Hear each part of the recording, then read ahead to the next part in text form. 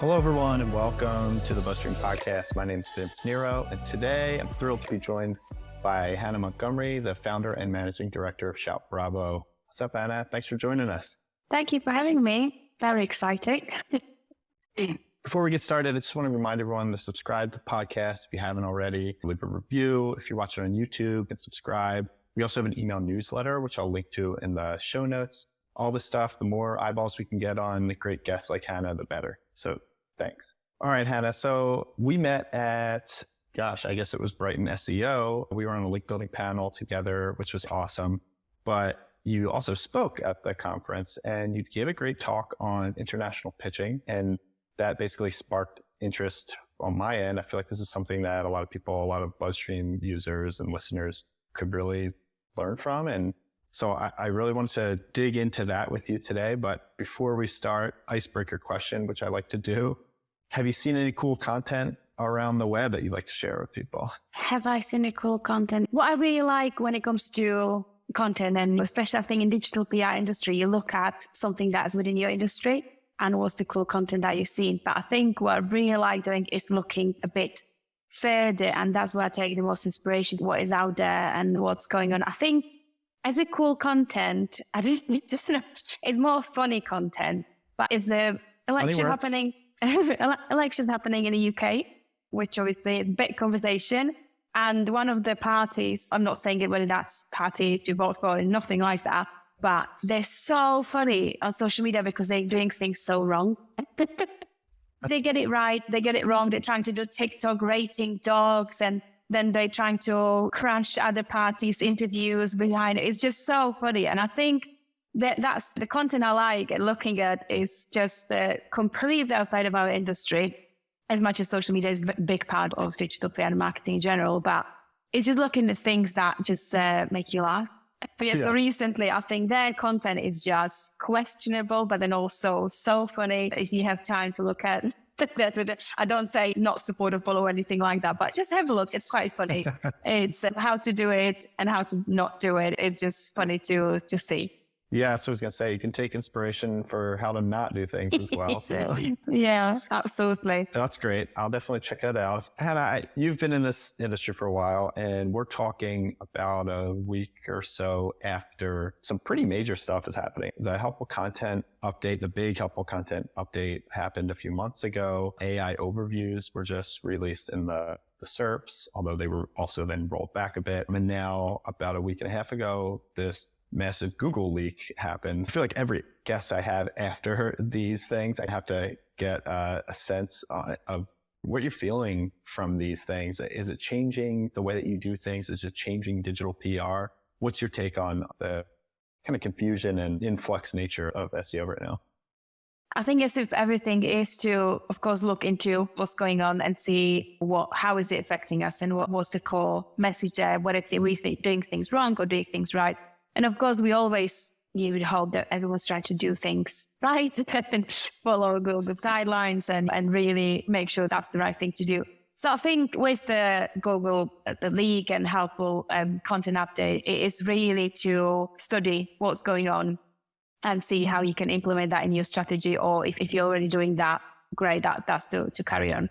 But I think AI, you mentioned, is as with everyone, when it happens, you're looking at God, what is going to happen? What's going to happen? What's it going to do with our work? How it's going to affect anything that we do? And I think what I really like looking into whatever happens, whether that's AI, whether that's Google, is how can I use that to my benefit?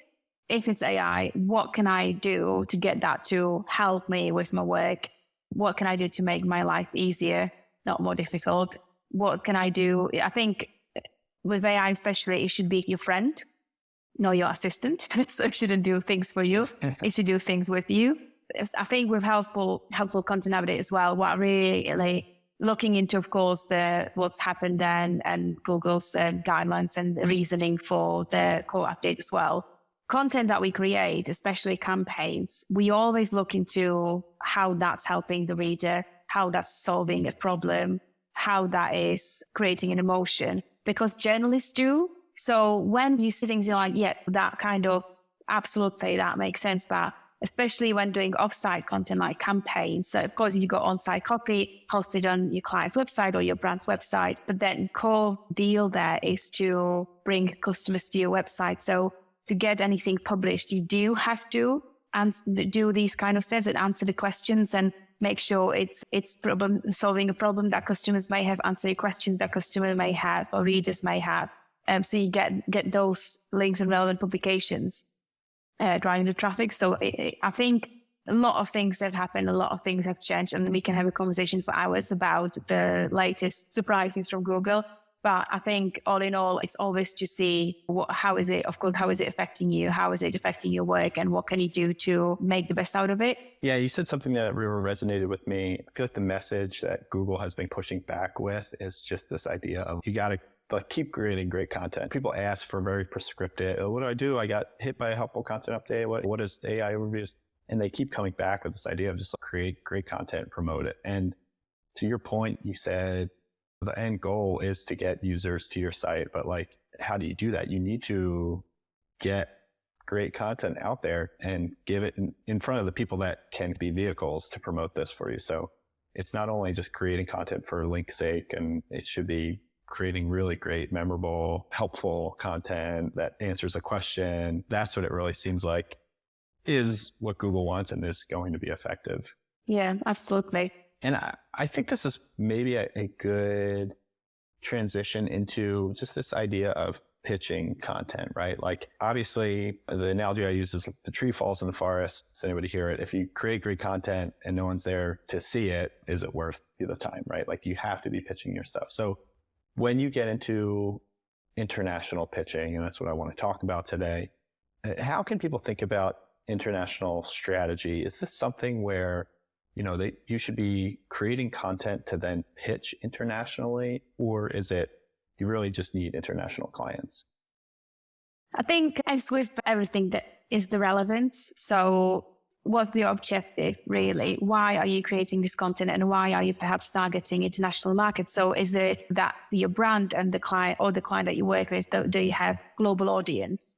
Then yes, absolutely. You want all the relevant audience back to the clients or your brand's website. So, that's its relevance. On the other hand, if you have, for example, a UK brand that their target audience is purely UK residents and no one else can even buy the product unless you live in the UK, a link in Hungary or anywhere else will not perhaps be the core goal, then the one that, so that when it goes to the strategy, it really is what the objectives and what's the goal, where you want to be seen, when you want to have your client to be seen.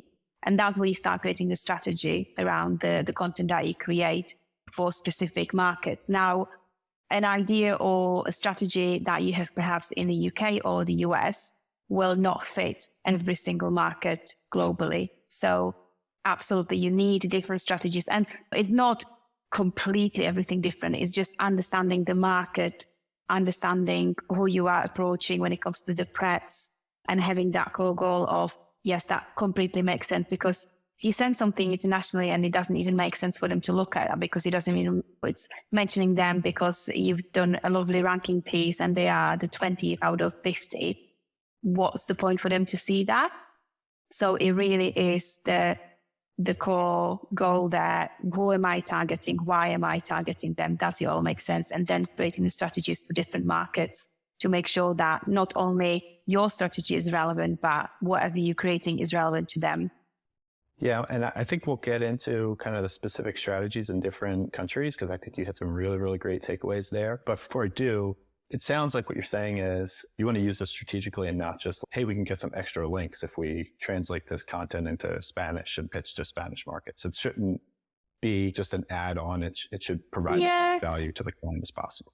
I think the relevance and the value needs to be there, but there's nothing wrong if you have a campaign that goes viral, or if you have a content that you go, you know what, I think that really would be interested for Spanish press, and we can translate it in Spanish and have that as an add-on. There's nothing wrong with that, because that's not your core goal. It's the additional value, and it's amazing. And you've got your results already. You go, we can tweak something. We can send it out. We can get something extra. It'll make the client or make my manager really happy. Why not? Absolutely. That's a great add-on.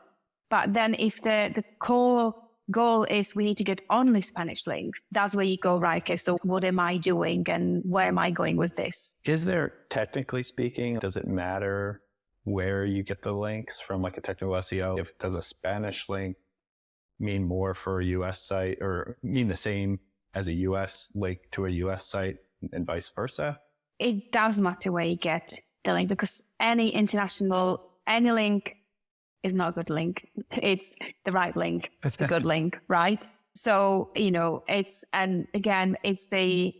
it relevant to the site? There is always a value, but maybe not the value when it comes to the links. So again, the relevance is so important, and we can see that with everything. Yeah, and I do recall there being something in this new Google leak that mentioned something like that about the links from the same country, whether or not that's actually being used or just in documentation. Still interesting to see there. So it sounds like you've done a ton of international pitching, and I think it might be fun to start from the mistakes that you've made, go on from there, like what we can learn from these mistakes, because that's always where people probably get the most value. So let's talk about some of those mistakes and what we can learn from them or how to avoid them. Yeah, of course. I think the thing is, and you mentioned that as well, translating, just translate and translate. But I think it's not just of course, if you can, translating on-site copy, hosting on the right, perhaps if your brand or your client have got separate domains to target different languages, then obviously translating for that domain and then translating a press release if you have it. But then you go, that's my translation done, right? I've got my content on-site copy and I've got a press release. And then you go, oh, and the follow-up email and the thank you email and the chaser email. So just any communication that you have in any other outreach, perhaps in English, that's like just ticking off the boxes. And I think that not forgetting thank you email, where you just thank for publishing the content and linking back, link chaser email, because you want them to link. If it's just a brand mention, you want that. So you're doing all the content and you're working on it and you're creating specific content for the site, and you create your press release in different versions, and then you go with all my emails. So it's just not forget to have all your communication translated. And also we really and I think it's important to work with, of course, native speakers and best someone who lives in the country, because it's the culture. It's the little things like different phrases, for example, and just to really get the best when it comes to the translation as you can, because that makes so much difference as well. It is definitely the success there is much, much higher when you have someone living in the country that you work with, because they know everything inside out, perhaps knowledge that you'll never have or you don't have because you don't live in that country and you're not from there, you're not born there. So it's just massive help to have the right translator as well. I think also just speaking with the native speakers is ask questions and encourage them to maybe critique your content. If you can get a feedback from someone living in the country and from the country, and they go, we would never say that, or that's a bit harsh, or it's encouraged. Can you not only translate, but maybe critique it and give us a bit of feedback and give us guidance on what you would change and why you would change that. And it just opens up such a beautiful conversation, and it gives you so many pointers perhaps with feedback that you wouldn't think of that, because again, you are away from the country, and it's so nice to get feedback from someone and let them critique your content. Yeah, you touched on a bunch of things there. I made some notes. So start the first one, I guess. I want to let listeners understand how you actually pitch, because I know there's people doing it in slightly different ways. So it sounds like you're pitching press releases to people. Like, do you get on like a PR newswire? Is that how you mainly do? No, so via email.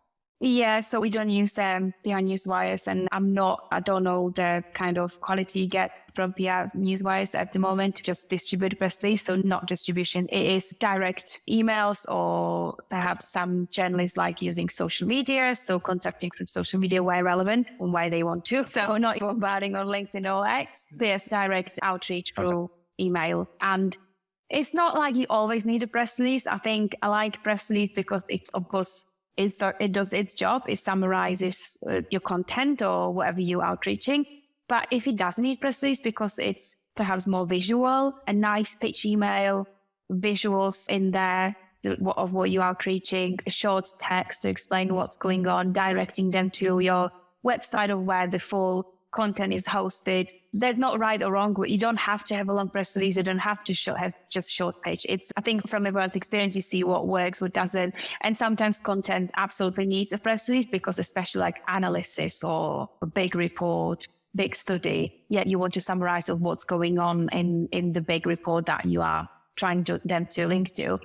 But if it's a nice slider of visuals that you designed for whatever content piece, whatever topic, then probably doesn't need to be, what are you going to write? It's sometimes nice and punchy and short and direct and right to the point, pitch email with visual straight away. This is that's the attraction, right? That's what you want them to look at.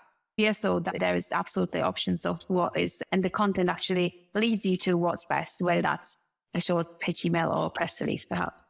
Yeah. And do you ever personalize these emails? Do you try to add in little personal touches based off of whatever social media post they have or a previous post they've written or something?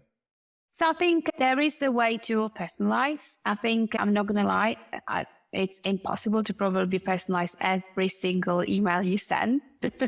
But there is ways. So what we like doing, first personalization is the niche. So are they lifestyle, are they family, are they legal? So you straight away know that I need to change my headline, I need to change my subject line, I need to change my intro, I need to change probably what information I'm sharing first, depending on the niche, on the industry, to say. So that's the first kind of personalization. Then, of course, studying, always looking at what they've written before, what they're focusing on, maybe what they're sharing on social media. And that's where you can use the little bits and pieces. I understand you're focusing on this, or you've actually covered that. So there's this like additional information perhaps that you may like.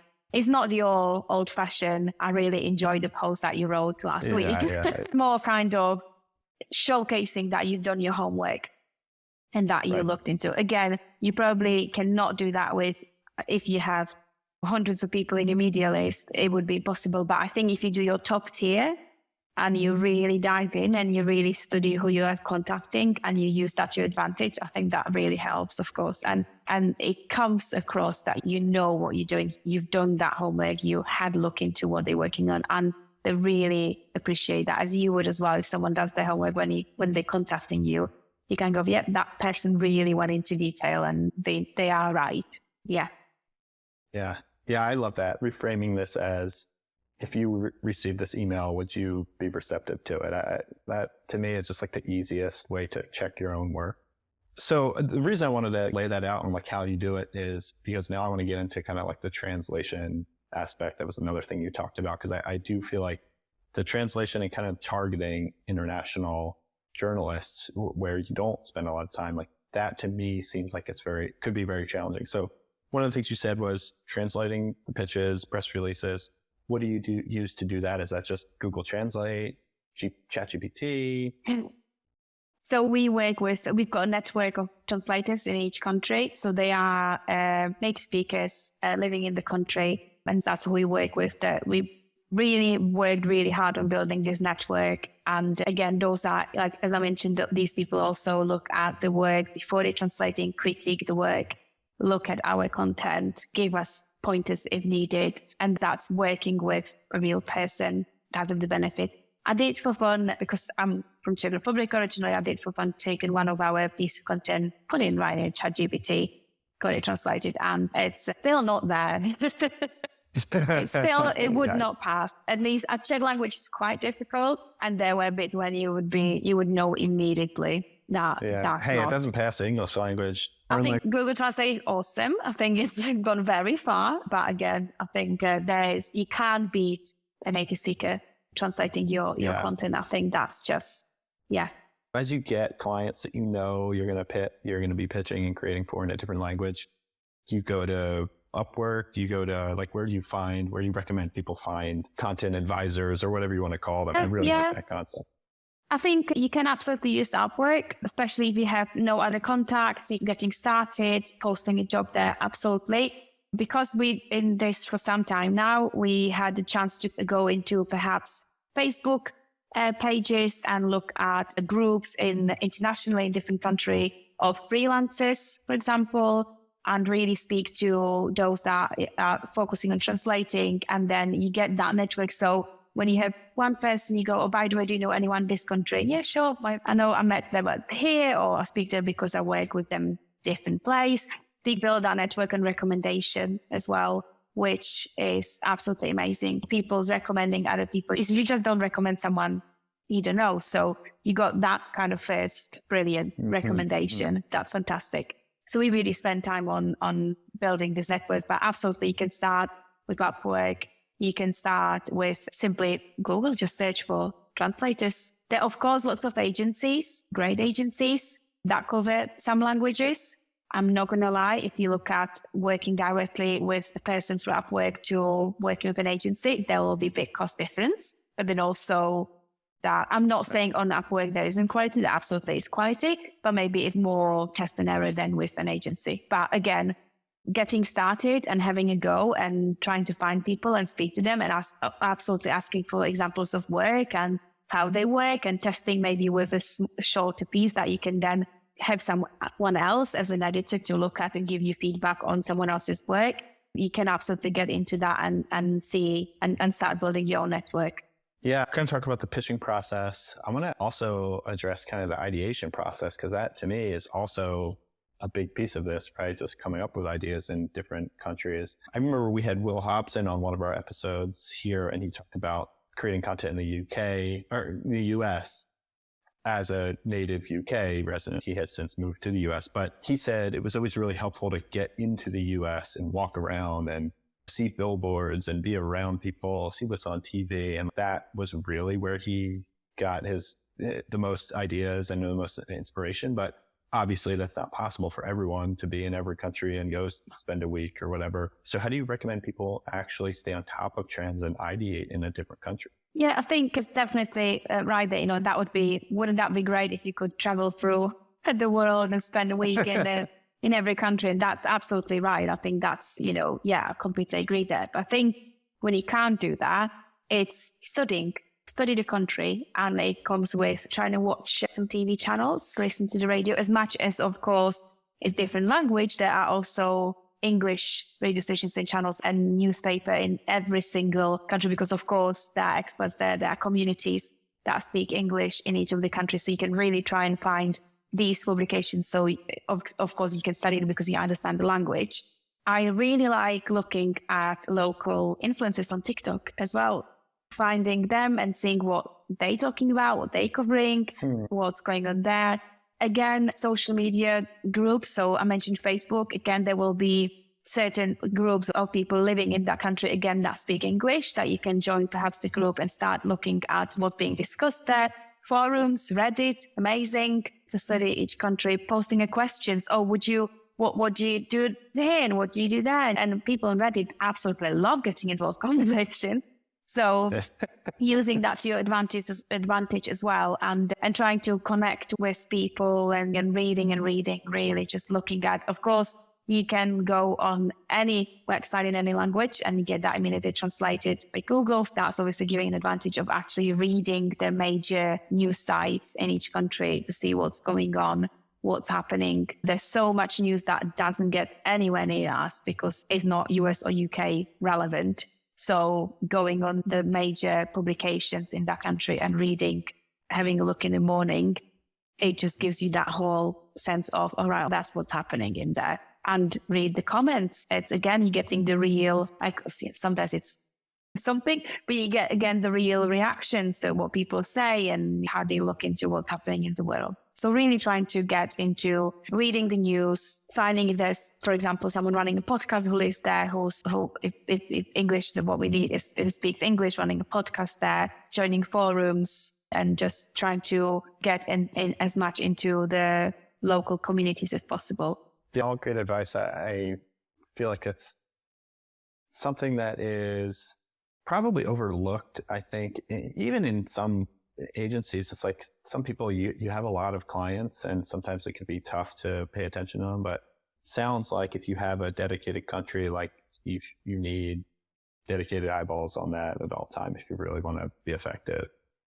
Yeah, and you know what we do as well, if we get a country focusing on, our dedicated international digital PR team really studies the country and to put it into, you just don't read it and close the window. We then have to almost do a bit of a presentation, each of them. So like looking at, this is what I studied and this is my findings. And they then present that to the team. So it sticks because you not only read it, but you write about it and then you present it. Bit of homework there. Again, it helps because you have to think about how I'll take all this information and kind of put that in a nice presentation and present it so everyone else understands that, which is quite nice. Yeah. Yeah. So you have your knowledge leaders or whatever you want to call it. Yeah. The experts in the language. Yeah. Yeah, exactly. And then it's not the case every time, but if your client does cover that country and they perhaps have a team in that country, connect with the team, speak to the team, have a little session where you ask lots of questions, share your ideas, again, get them to give you feedback. And it doesn't need to be marketing team. It could be a customer service team, any team that is based in that country to give you real feedback on your ideas or your direction that you're taking with your content. Yeah, that's something I wish I would have done more. I feel like when I was an agency, I was always hesitant to ask the client for feedback and, well, not feedback, but like help and ideation, right? Because you want to be you're the person they've hired, right? So you don't want to necessarily say, hey, what do you think of this idea? Would this work in your country? You want to present them as the expert. But I feel like that's probably dumb of me. I should have reached out more for some real time feedback because it seems, especially in those cases, I didn't really have a lot of international clients, but you can get some invaluable feedback and advice in that case. Yeah, I think I absolutely love having conversations with our clients because sometimes it's conversation about you start a call and it's a bit of small talk and you're immediately getting little nuggets of information that you had no idea about and you never would have known if you didn't have. So yeah, maybe we can't have face-to-face meeting with everyone, especially if it's location or the client might be very busy. So you do a quick call, but I think taking that time, and if you can meeting the client, but if you can jump on a call and just go, okay, so can we just have a conversation about this and this and that, and this is what I'm thinking, and I think, like you say, you're absolutely right. There's that thing, I'm the expert, right? I should just go, this is what we're doing. This is going to be great. Done. But I think giving that whole, okay, this is what I'm doing, and what do you think? I think it also earns you some points with the client because you are keen to have their feedback early on. And you're keen to go, yeah, that person really tries to work with us and involve us and get us sorted. Of course, you want to limit the number of people on that call because the second you get everyone excited and it's 30 people on a call, you go, this is going to go terribly. Yeah. But I think having that option to speak to a client, and that goes whether that's international outreach or not, or national, local, it really is. It's such a big value when it comes to being able to have that conversation with client where you can get lots of different pieces of information that they wouldn't perhaps put in an email. Yeah. Even you and I, we spoke at the beginning of this call before the podcast, we were talking about, we both have new children, infants, and talking about parental leave in the UK versus Czech Republic, I believe, and then versus the US. And they're wildly different. And that's a content idea right there. Yeah. I think, you know what? I've seen it somewhere, bent maternity leave. But I think it would be the time, but then versus also the payment that new parents receive, because I think that's another conversation, but I think there's definitely a massive difference in different countries and what new parents receive as a payment with staying at home with the baby. Yeah. Free content there for everyone who wants to take it up. Yeah. Make sure you tag us. How that went. Yeah. Yeah. Cool. So I want to get into a little bit of the different countries that you've worked in and maybe some universal themes that you've maybe come across in the different countries. Because I know in your talk, you gave a few specific ones that I thought they were great. So if you could talk through some of those, I think it was like Germany, Italy, So yeah, I'll let you go. I'll let you loose here if you want to. Oh, there we go. I think so for example, Europe overall, I think what's really interesting is seeing the importance of every single campaign created that was successful. And that's not just our campaigns, but campaigns, for example, that we track from competitors and other brands, is as long as you present facts, it usually does very well. So analysis, data, statistics, information that the journalists can use to justify that the article that they're writing or what's happening, and really give the real value to their readers of this is what's happening and here is proof with this analysis or survey or what to have when it comes to the facts. And we've seen that, like you mentioned, Germany, France, Italy, that does really well because of the value that you are giving to the journalists or the publications to share that with their readers and to present that with the facts of what's going on. Over, for example, very design-led pieces, to say more design-led lifestyle. It's still absolutely they're great and they do well, but I think it's more for fun lifestyle publications, and perhaps you're narrowing the potential outcome that you can have. Again, that I'm not saying they're not doing well. They absolutely are doing well when everything does well when it does right. When you do it right, they will do well.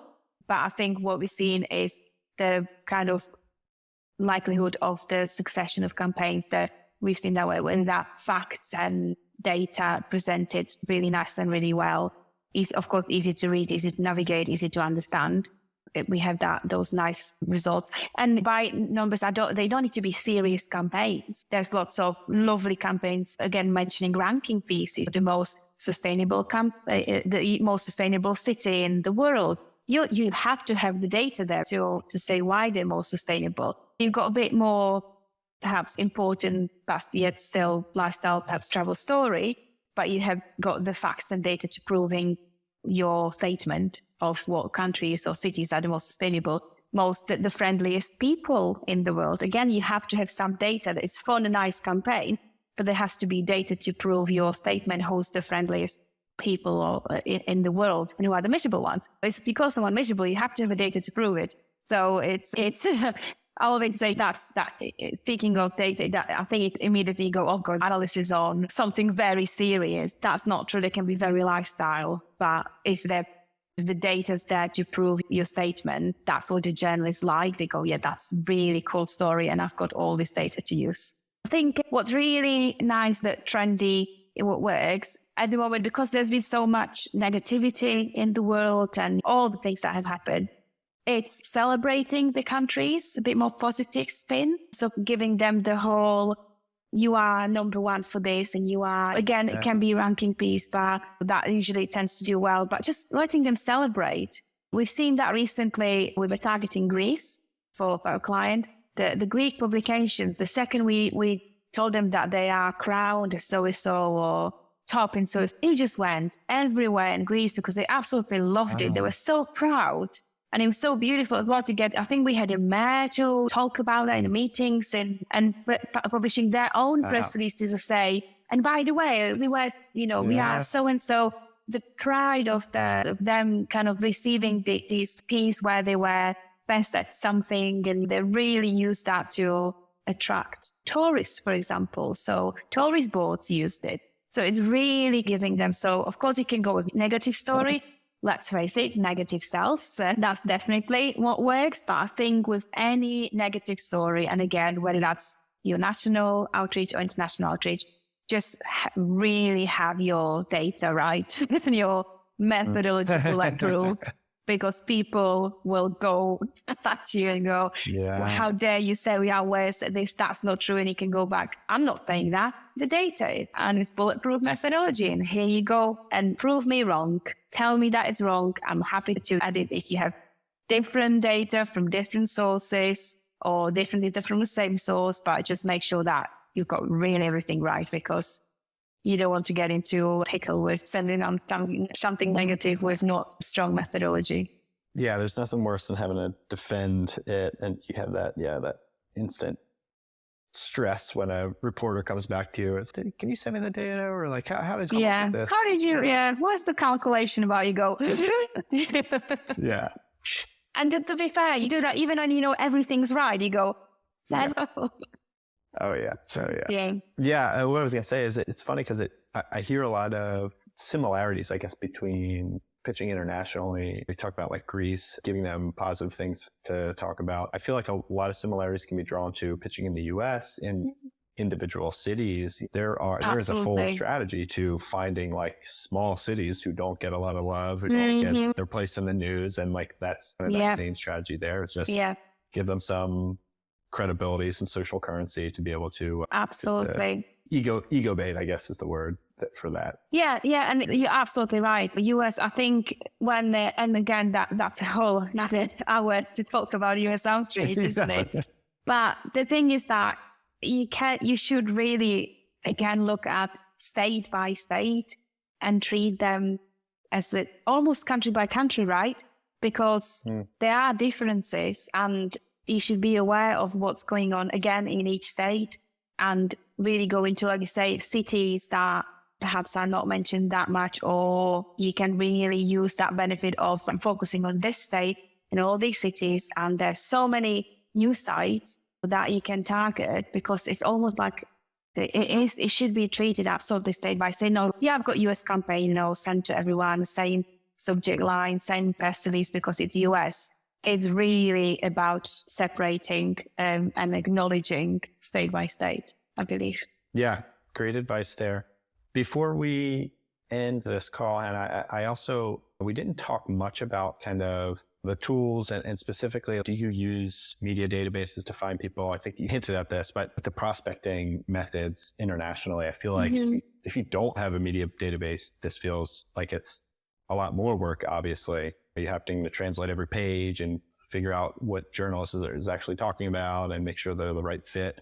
Do you find that the media database is really the shortcut in that regard? Unfortunately, no. I think that's it. So US and UK, your traditional, just purely journalist databases where the only goal you go for that software or thing is the database. We noticed that, UK and US absolutely covered. Brilliant. You get everything there. But the second you start looking into perhaps more, whether that's Australia, still English speaking, but then you go again, we mentioned Greece, we mentioned Italy, France. That's where we noticed perhaps a bit outdated contacts or where it just didn't work. We absolutely use BuzzStream. I think you can, there you go, promotion, but we absolutely do with BuzzStream for distribution. Like we love doing, like we talked about, targeting different niches. You can do sequences for each niche and industry, and it's fabulous. And you can get great contacts as well. But I think the kind of the purely databases, we've seen that being outdated. We did have to start where you go just manually and search and go and research the publications. Now, that said, there are such amazing lists you can find online with all publications in each country. That's there. It's easy to be found. And then you have to go in and then get it either Google Translate or you get just where to find the contacts. Who's the travel journalist? Who's the... Exactly, yeah.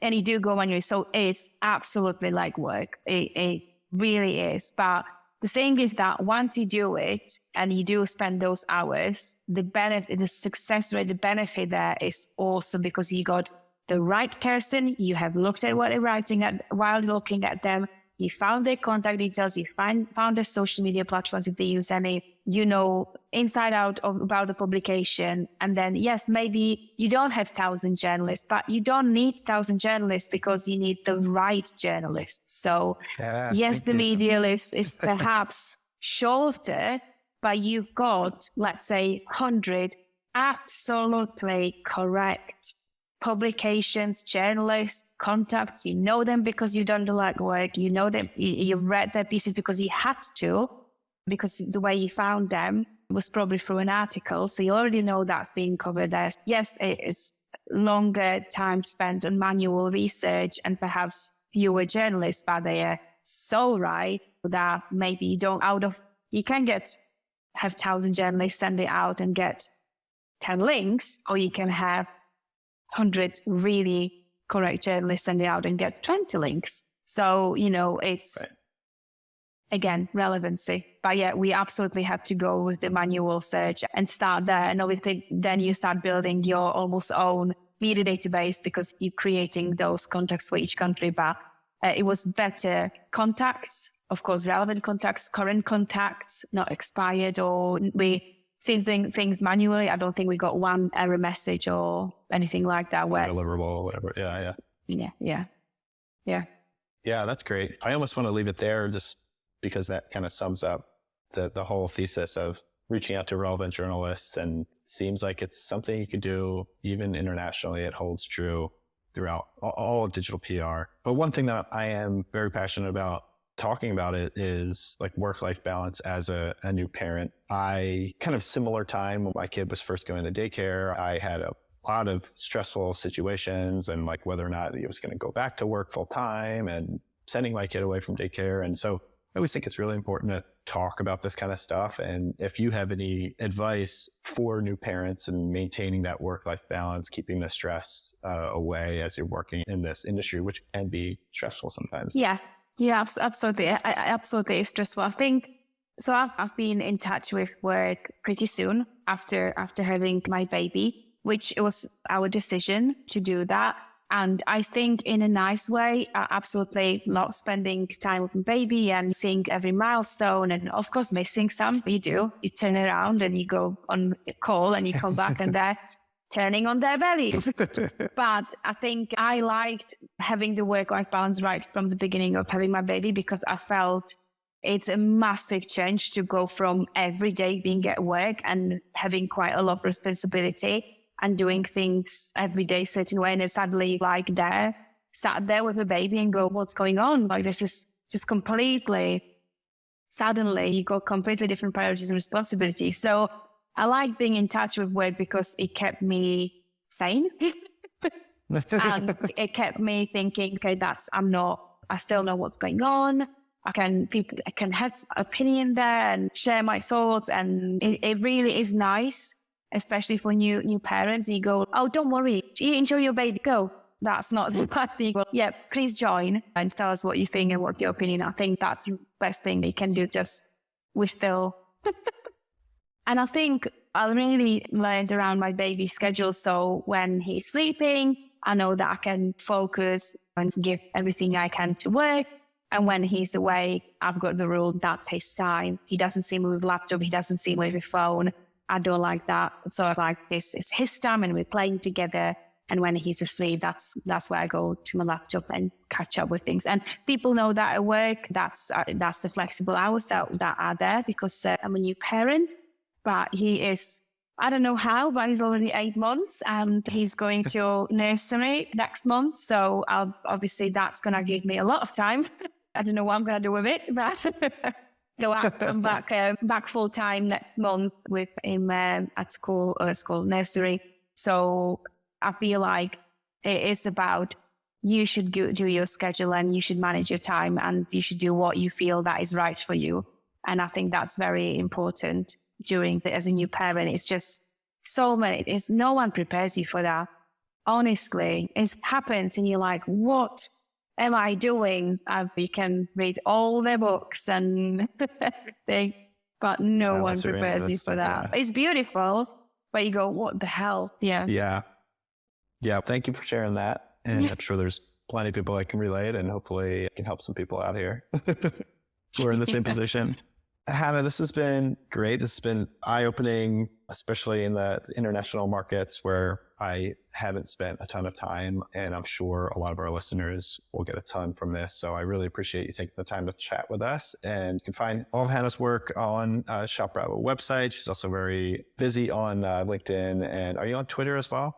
I am, yeah. X? Yeah, still there. Yeah, nice. Yeah, I'm trying to get back on. I feel like it's got to do it. Yeah. Great. Yeah. I'll link to all that in the show notes. And anything else? Any parting wisdom? I'm going to mention, like I say, please do find if you have any questions, don't be stranger. Do reach out. I'm very happy. We can chat, ask questions. Like I said, I'm on LinkedIn, Twitter. Please reach out. And I think it's been amazing. Thank you so much for having me. Really enjoyed that. And I hope that people will find nuggets of information that will be helpful to them. Yeah. All right. Thanks so much, Hana. And thanks everyone for listening. Remember, please subscribe. And if you're listening on YouTube, also give us a like and hit us up in the comments and pass it along to Hannah too. Thanks again, everyone.